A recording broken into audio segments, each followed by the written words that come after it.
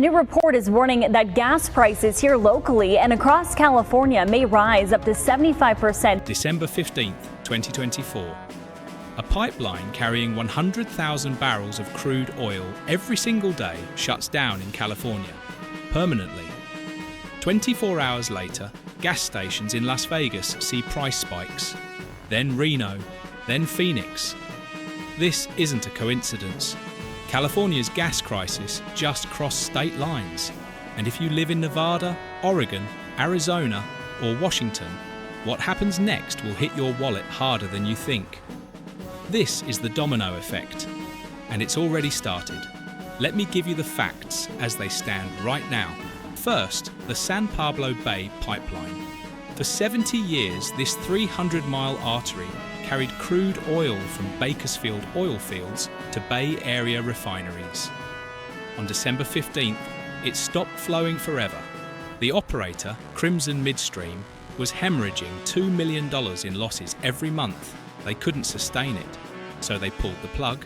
Second, California's refining capacity is collapsing. Phillips 66 shut down its Los Angeles refinery earlier this month. 139,000 barrels per day gone. Valero's Benicia refinery closes in April. Another 145,000 barrels per day offline. Together, these closures wipe out 284,000 barrels per day. That's 21% of California's total refining capacity gone in 4 months. Third, California still consumes 13.1 million gallons of gasoline every single day. The state produces less fuel than it needs. So where does the difference come from? Neighboring states. Fourth, Nevada, Oregon, and Arizona don't have large-scale refining capacity of their own. Nevada has 0 major refineries. Oregon has 2 small plants that cover less than 40% of state demand. Arizona has 1 refinery that processes 75,000 barrels per day, while the state consumes 200,000. The math doesn't work. They rely heavily on fuel supplied from California refineries and West Coast distribution networks. Fifth, gas prices in Las Vegas jumped roughly 12% in the week following the pipeline shutdown. Prices in Reno, Phoenix, and parts of Oregon also rose. This is not seasonal, this is supply pressure. Here's what that means in plain English. California's fuel infrastructure is breaking, and because Nevada, Oregon, and Arizona are connected to that same infrastructure, they're breaking too. Let me walk you through why this domino effect is happening. The Pacific West fuel network is interconnected. California doesn't exist in a vacuum. The entire West Coast shares pipelines, terminals, and distribution systems. Fuel refined in California flows to Nevada, Arizona, Oregon, and Washington through a web of pipelines and trucking routes. When one piece of that network fails, the entire system feels the pressure.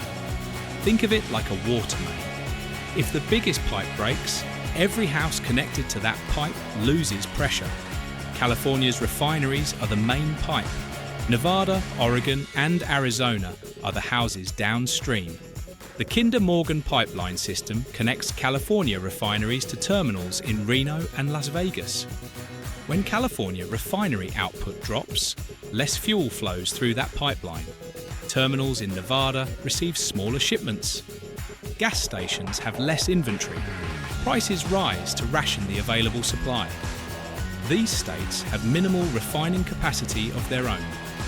Nevada imports 100% of its gasoline and diesel from out-of-state sources, not one major refinery. Oregon's 2 refineries cover less than 40% of demand. Arizona's single refinery processes 75,000 barrels per day, while the state consumes 200,000. Washington has 5 refineries near Seattle, enough to cover their own needs. But when prices spike in California, Washington refiners prioritize their own state. They're not going to bail out Nevada or Arizona. That means all 4 states rely on imported fuel, and the biggest historical source has always been California. When California's output drops by 284,000 barrels per day, these states scramble for alternatives. alternatives that cost more and take longer to arrange. Trucking and rail are the only backup options, and they're expensive. Without the San Pablo Bay pipeline, crude oil from Bakersfield cannot reach Northern California refineries efficiently. Refineries must source crude from other places, often by ship, truck, or rail. All of those options cost significantly more than pipeline transport. Pipeline transport costs roughly $2 to $4 per barrel. Trucking costs $50 to $25 per barrel. Rail costs $10 to $18 per barrel. When a refinery switches from pipeline to trucking, that cost difference gets passed directly to consumers. A $20 per barrel increase translates to about 48 cents per gallon at the pump. And because Nevada, Oregon, and Arizona buy fuel from California or from the same alternative suppliers, they pay those higher costs too. There's another problem. Trucking and rail have capacity limits. You can't just snap your fingers and conjure 500 additional tank trucks or 200 rail cars. The equipment doesn't exist. The drivers aren't available. Scaling up takes months.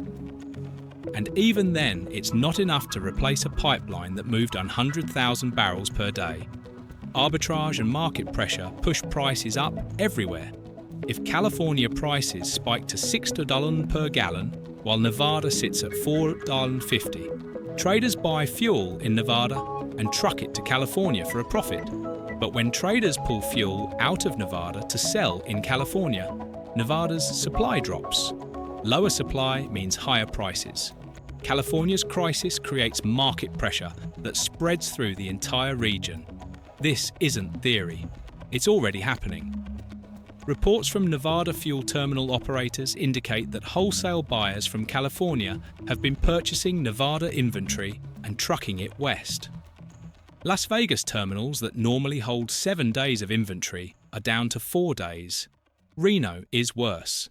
Some smaller stations in rural Nevada have gone dry completely because their usual suppliers diverted fuel to California buyers paying premium prices.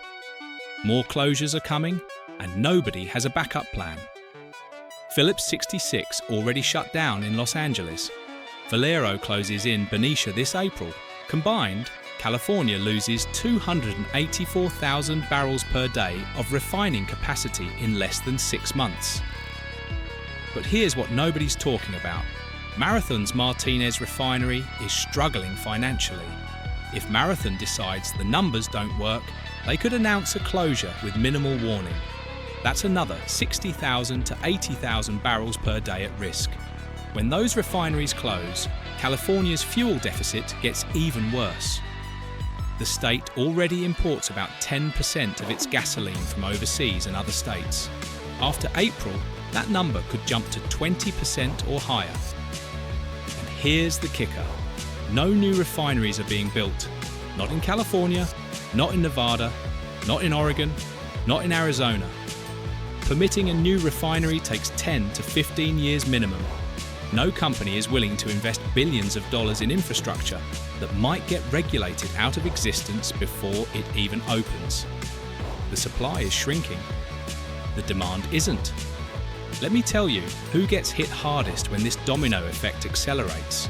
Long-haul truckers. Nevada and Arizona are critical corridors for freight moving between California ports and the rest of the country. When diesel jumps 50 cents per gallon, trucking companies either absorb the cost or pass it on to customers.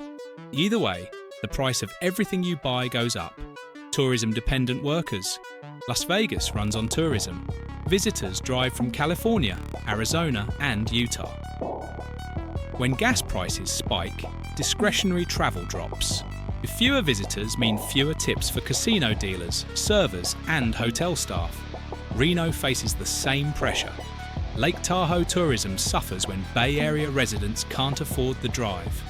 Rural communities. Small towns in Nevada, Oregon, and Arizona depend on local gas stations that operate on thin margins. When wholesale fuel costs rise, some stations shut down permanently. Residents are left driving 30 or 40 miles just to fill up. Small business owners. Anyone who operates a fleet of vehicles faces crushing cost increases. A landscaping company running 5 trucks might see fuel costs jump $2,000 per month. Most small businesses can't absorb that without cutting staff or raising prices. Fixed income retirees. Arizona has a large retiree population. Many live on fixed Social Security or pension income. When gas prices jump 30%, their budgets don't adjust. They cut back on medical appointments, family visits, and grocery trips.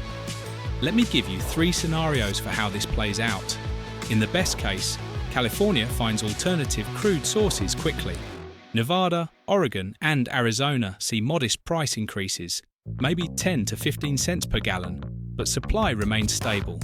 This is possible, but not probable. In the base case scenario, California's refining capacity continues to shrink.